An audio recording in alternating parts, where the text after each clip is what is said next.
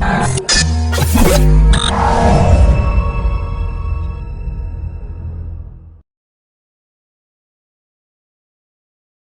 I wish a Kumasi online TV, which are afraid of Namasimo Makwaba. Yademo Ascension Bio, a Nkomoya, the Bia Nimushia Yedia, Mr. Wash and social number na a Gusunoa.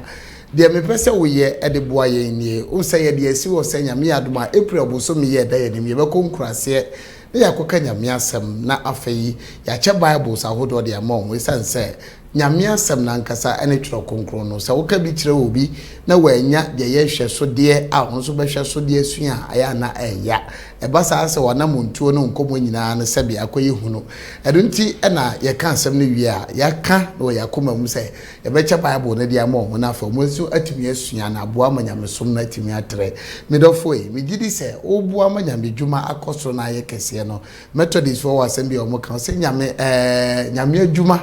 ena hwe na wodi akoso ba ma mefa kakranta to se nyame adwuma ena hwe na yo na wo so di aiden akoso dia wo beye ni se wo kakrawa tekusempo a se be bia wo no unim adwuma wo ye ene bibi kakra wo de brain e betumi aboa ye pacho de befa mobile money number na eda so ne so pacho ye nsa beka Samuel Kofi Agye ene beba e beto so a ye nsa ka ye nso ye beda wase na eda no duru a ye bosomi a April bosomi ne ye kɔ nkurase na ya gye atum sa wo so ka ho bi ene boa ma Nyankopɔn asempa na etere ye de ama ye pem wo bebre ni se ye kɔ nso asabe de oyam aduhweham no on bepa ne sakwa enye yen ye de na meka e mo wokɔ na wokɔ kan asem ne che nipa no wi a se nipa no tete bia bi na nya asabe e wo so gya bibi to eche na nipa no so etimi de bɔ no ho bra we nyina ka ho bi nte na yesrew kanye sa akra ka ni kwasa ka e ba mo nkyɛn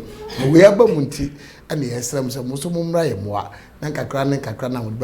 bebre ye ne yeso ye de na ye wa na de kabo ma yetimi akodi dwuma na e de ama wona wotim krase a ohia nyame asem e asem patre dwuma no a evangelism sadabro ni beka no to ka ho bi nti na bekwa koye na ahye Kristo di ene mo nyame di e de Kofi Poku mene asofo a de bia transidi we hu nkomo no e wa ha ye be hye ye nkomo twetwera se sofo Kofi ono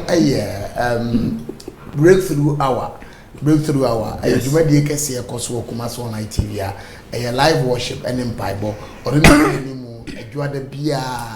na otutu bibia kama enye ono nkwanso na afeso prophet Prince Abroko Ayom the youngest prophet also odwuma die kese odino Kumasi Online TV and the altar I said the altar my testimony ono na edi animu o hwema ntutu ye na kama enkomo say die me no mo ana edi nti ekaye ho na ye no ntwetwe sanko so go mu akwa yes achama bibia boko na kopanda ro ya Nyankopɔn say asase so sia prophet opata for bacho no ho ye prophet die in fact nyame adom ne ho de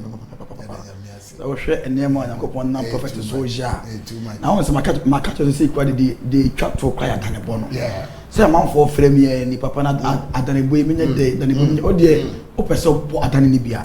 number no ana eda ho e bi kwa untumi ma ma to bo ye njire wo ye de e bo adane easy kwa na no ya so ho hwe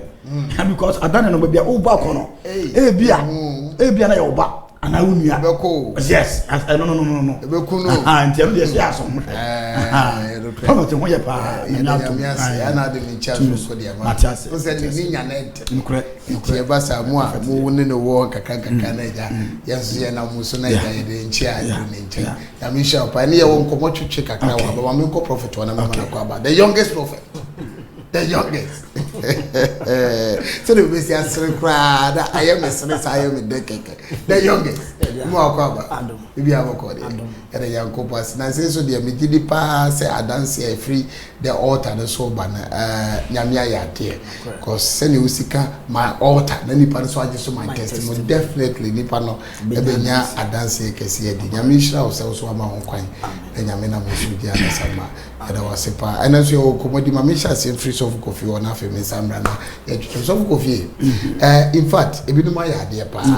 ya de sa hihye bible to akwan mu wo mo be frɛ obi okra na nyɛ sika kra na ode ba keke but nkomo onu bedi na wasa hye un price mo ye adwuma pa nyame asɛm de wan na epo wan na echire sɛ mo so ma gya tum sɛ boku nkurase akoka asɛm na chom de nyame hya wo nkomo twitwe no kra ma ye rɛ ye den echichire but bi ehia so so wa echire mi sɛ so de bi kakra ba ye ebeba ye ni hu nkomo enade ne de bre ya hwefo mo hwe me da se bebre e wada nkopon hyira adofo na hwefo mo na de ehwe on se waso kan na makai my be ofre Mr. Free was say so say come organ ha come no be de ebeko if he say on just on tibida ha on tibida we say omo a na so omo ha obi a person kan nyame asem nya kwa ekrum ha na mamu no muso motum ho asi wo say e pese ye wura enkurase e say hono connect na hono so ko no unko nya hwe de e fi ho mo na o send wie de eko ha enu ntina ya yeba omona so say enipa hia nkwaje asem enipa hia Jesus enipa hia Awurade ba bi wiase mpempen so ekọ akodu so enipa hia Jesus ya asem be de ebeba enu ntina na ko da tu ya ko so mo ase online eni de 2 hour the altar ya kan bo mu say edi nyam asem ebe ko nkuru nkituam na yema omo so afili Christ ni bi mo so nye Kristo hu ani gie Kristo hu de edo no ebe tima de ewura mu de emu nti ye tena asia na de kanya na se adofom wa ebia na wuni ha wo akontum aye no kure unya ka botini ya de akọ na nzu bibi nti ontimi ani anko mum odi a o se o ye na se na no na esuafo no omkoka nyimi asem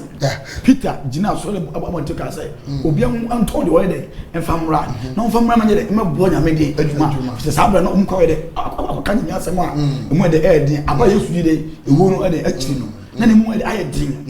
Bible say na obi a ye kwasafo de twuma ton do mu de ewo e bi good e de ba e bebo nyame de adwuma omuti nyame dwuma na se enti we na ye na just obi ote adwuma na de ase e de betimi abonti obi am no mba no e da e TV 0247 515044 omwa na de medwonye de entimi enkoso alright ma me ko yongo na me samra na e mehwe adefofo bi e wo nkomo twetwe mu yong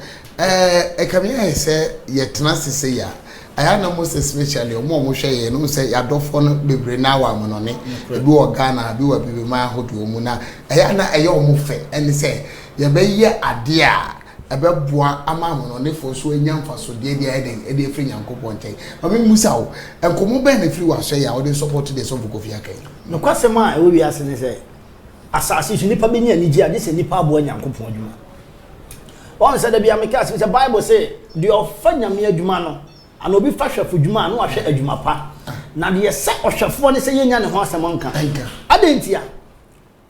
adwuma pa ye ne se wo se utu na mo de asem ni wura ba bia nipa bia eden ewo won se asem ya ka se gospel to the cottage radio asem e di wura nkurase nipa mpeso mo yoko asofo ni pekurom ye de ya dwene nyame adwene yase de Yesu ka se monko akura na se na ye ko sabi enko ba bia ko ta ho fefefa aka ne asio e ho de asem no mote because da bia aka akọ ho no ntinya de foforo mo ba ye de yase ye wura nkurase e de asem no akọ ba bia ese e pata se de asem no komo na nipa nyina betimi aboa sa de bi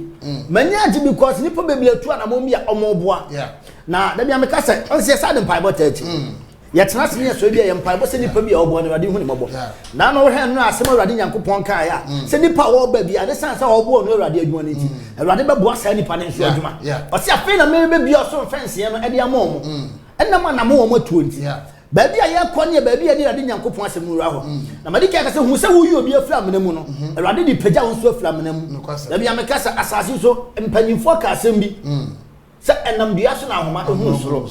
me yesho sa man so kosura ekoni dwuma bi ho no mansa na abafom enti be se ni party ase se Awurade a wo beboa na adwuma no Awurade be se sasa ni pa na brabo da na me ka asem ni cho bi se complain be bla basa so fo be bla afle omo fla so fo ni be se me ko boa crusade adwuma o se of ma me de be kwa komo mo ni nyina ye kontompo apart from number here that TV issue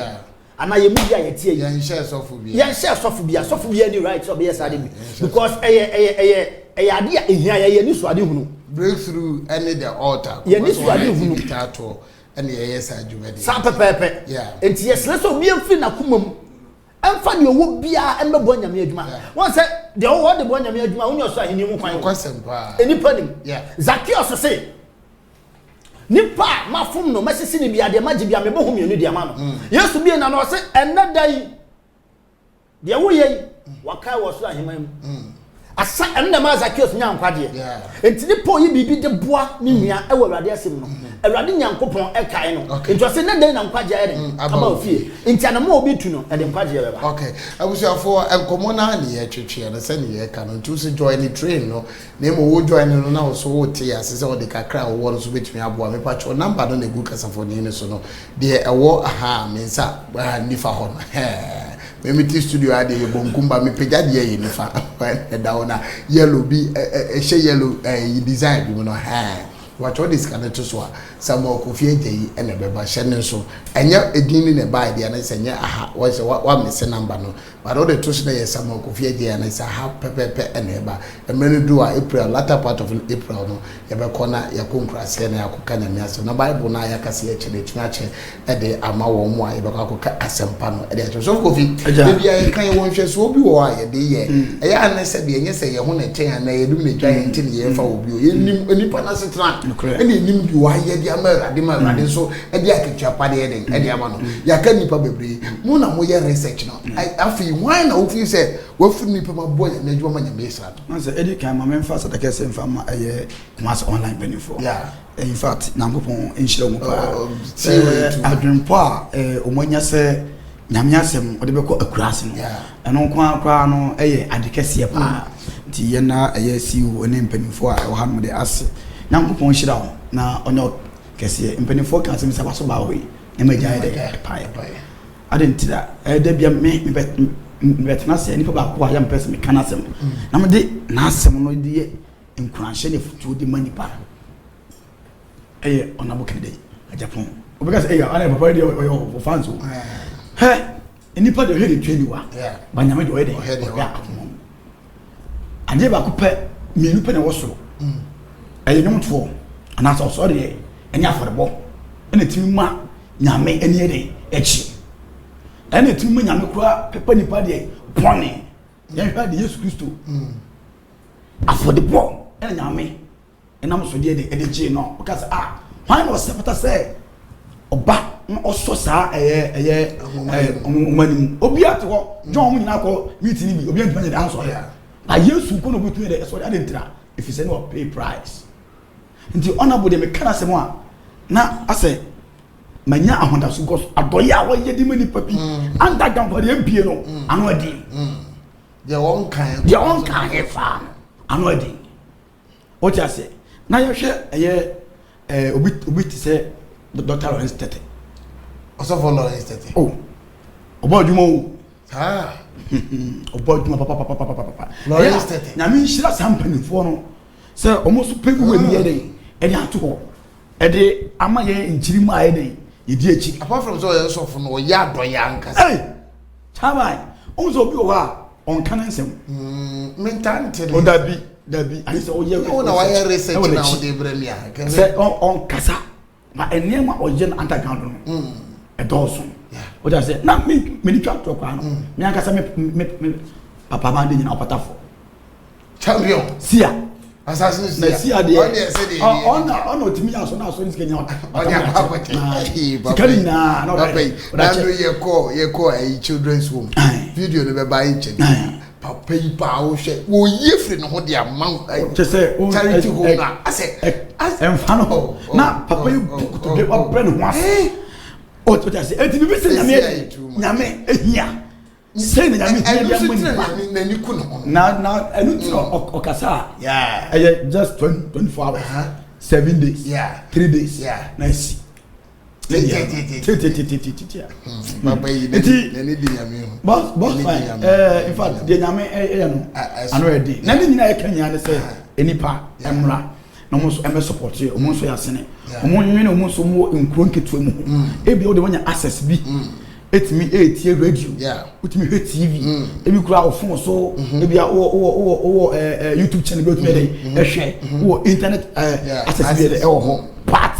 do tie kurase me me me matare kurase pen nti me se ne kurase de isi nyina ya tan so da ko hwe village bi po bi da ya bia afa be bu na masa ano tene na nko tene ne wo nyina dimo de afunsane when any part of him paje mre bi pa ba bi e ko pa na owiata asemi ba wase why na me suma me na why na be dey na kro why asem we gara why na ko kurase why why I won't go. I just come online. I won't go. Any break 2 hours. Any alter pom. Yeah. Say you try dey. But I say mama ko young obra na maybe. Papa in fact last week odi abranche bi asem ebetwam na me hu dwere me. Amiam to me boase hwemu say eh say nyame wonye ne nyoma kwa. Say nyame bepeja obi no ahira no ma wiase ate ne nka ate ne din. Your gofo bu omo talent so gofo nti omo nka but so obi a talent no be useful to baby a otie any society important society ko wi ase afa danya no na sumu asem obi bi a oye pote obo Majid Michel din and of course me to me bo ase share Majid Michel abrabo say there is something that this man is doing yen sheda umi enwo bie me hu say na koma pa ode do awrade ni se no si yima ma awrade adwuma ye fe enye wama Rade Sachano. And then when you upon your research and you say, why you be the American man never radi a pejana na wisha. Young evangelist Lord Kenya. Oh, and it's tomboy, our Tonyo. Eh, also one you. So for Cassie, but so why na men smano na wine and a beko. Shut and a movie over 2 hours. Me who dream me kese besine. Evangelist Lord Kenya. Evangelist Lord Kenya. And it's tomboy or Tonyo. On another 40 feet container, more than 5. Aduane nko a ene niema. Ode ya doye. Tomboy. On Tunis tomboy. The why anamon waye rade nyankopon ni so adwuma. So wadwene nipa no se ashaman to the word. O dwuma de bi ato ni se ashaman to the word. Ne duru ho ma de o hwe video na me pe beto o hwe mo ye flicker mu container mo na anwa ne niema ye di ko nipa. Onfa nkwacho mo manyi omo hu bio. Omo ni bie omo bo be se metia mi wo ka na be che me ka wonya be hwe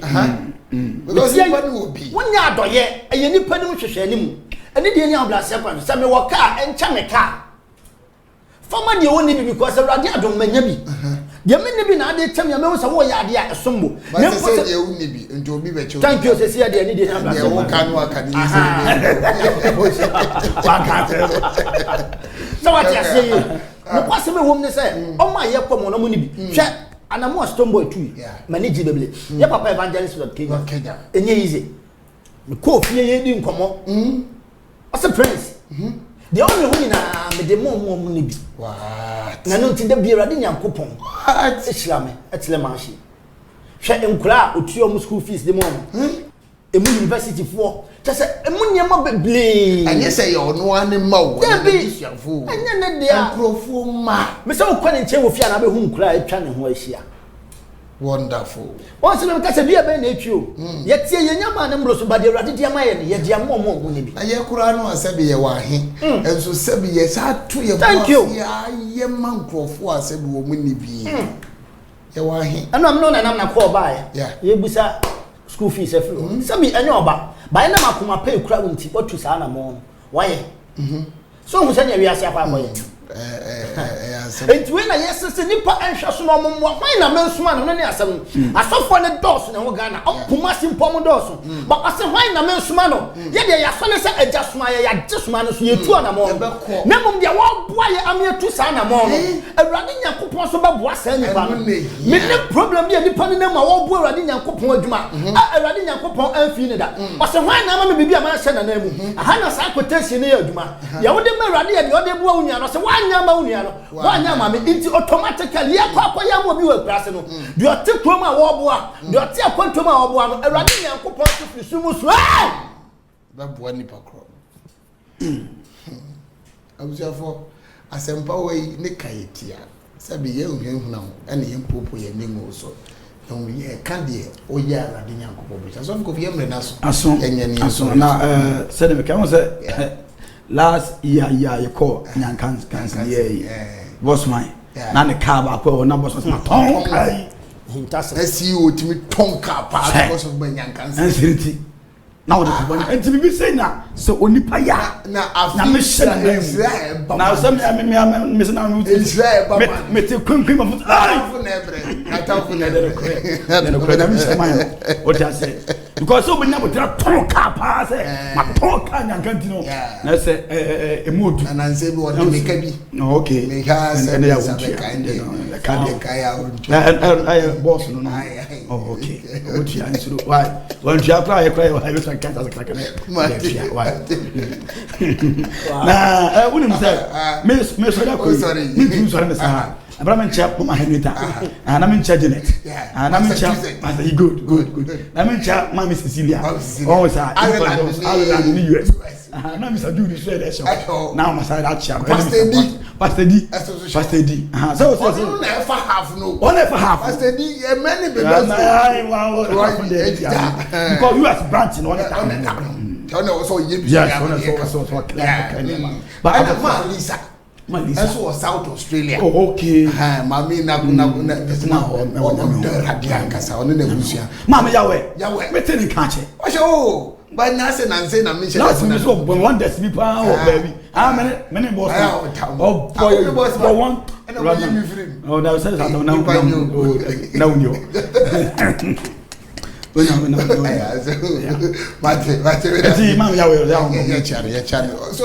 breaks here na pona asa o ka so say adumawura commercial online CEO otonika ontim say ne ka nko nipa wa close na account say the owner of the man yanka ene ekunafo ade afi bi otaye wo hwe nsachara ba studio ha bro ene ti ase so in fact nipa hwe ne makese ne fi commercial online team de ade blom bia papa me hu nipa bia watu sa na ma we bi da de obi anya amana blo so na ode ye ba no de wanya emlo so a ode be ye no ene ode amo asama doka me de so sesa me de ma de woni bi impo na ma ndidi a ma ye nyame so any statement no make no nko a me giri se soro ene age ti dem bia commercial light TV so dem bia ye teso na dem bia be koye ni enti se wotaya obi a TV station beble we hu bi de abeto yo bi picture na ye abeto se boa ana scan na ekosi wo no no de ide ya ba ha de asidan kanyam adofo bi flabonten ba momo ade omo ni be de hu ye saw the pictures video ba momo hu ye ba so to so obi o ha ye ne papa on person be ba TV so nti wan fa anye de en pontompo yakopon shasi wo wan tina de mu tire obi a me da se bi e ne ya so fo mi no a be de o mo transit bi enkoma e fa we nyina o so fu kofi ono ye resident Senate of the Heavens Ministry, Prophet Opata for the Sia had that sorry. The concept that breakthrough hour no Okumaso Online TV and so Prophet Prince Abrakwa Young, also the altar Jubedino on an edan. My father said a piece of Manyan Kopo Yevia, Yemfama Assassin Sia, the great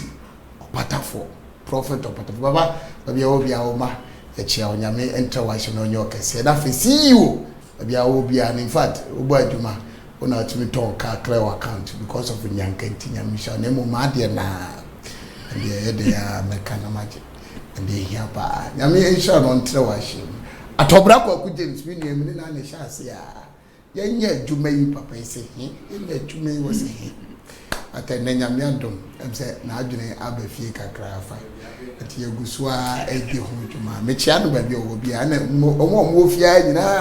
a free me, we are Fane, Anaya, any sister, Akufia Gaga, Ubia, Tajumedia Tibiano, a Chiano, Adanase. Midin at the coffee Pocudamia Duma, you best I transfer you, no come away channel. At the Abronemo Shannon, so number Negukas for the Nation of Akaka was Sunday, a toymoa, Ebema was what enough a Yakan was some Edia Chonyamisha also Wakumapa, or Yamaju, Yakramina.